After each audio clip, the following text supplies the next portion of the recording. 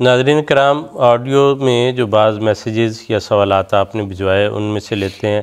ابھی control room سے request کریں گے کہ آڈیو میسیجز میں سے پلے کر دیں پلیز.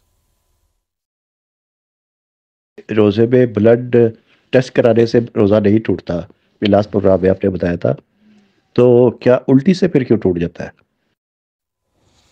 منصور صاحب سوال آپ نے سن لیا. جزاک اللہ. اس میں الٹی سے بھی نہیں ٹوٹتا، کیا کرنے سے بھی نہیں ٹوٹتا.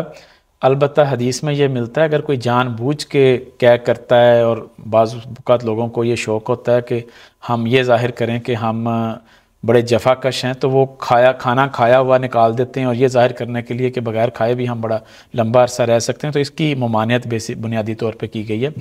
اسی لیے البتہ اگر کسی کو مثلا بیماری کی وجہ سے کیا آئی ہے، روزہ تو نہیں ٹوٹے گا.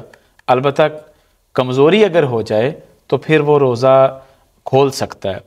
اسی طرح بلڈ کا بھی ہے، اگر کوئی بلڈ دینے سے کسی کو کمزوری ہو جاتی ہے تو وہ روزہ کھول سکتا ہے. بلڈ دینے سے روزہ نہیں ٹوٹتا. اصول بڑا واضح ہے جو احادیث میں ہمیں ملتا ہے. حضرت ابن عباس رضی اللہ تعالیٰ عنہ نے بیان فرمایا کہ الفطر مما دخل ولیس مما خرج، کہ ہر اس چیز سے روزہ ٹوٹ جاتا ہے جو جسم میں داخل ہو جائے، البتہ جو جسم سے نکلتی ہے لیسا مما خرج، اس سے روزہ نہیں ٹوٹتا. چنانچہ اگر خون نکل جائے یا قے آ جائے تو اس سے روزہ نہیں ٹوٹتا.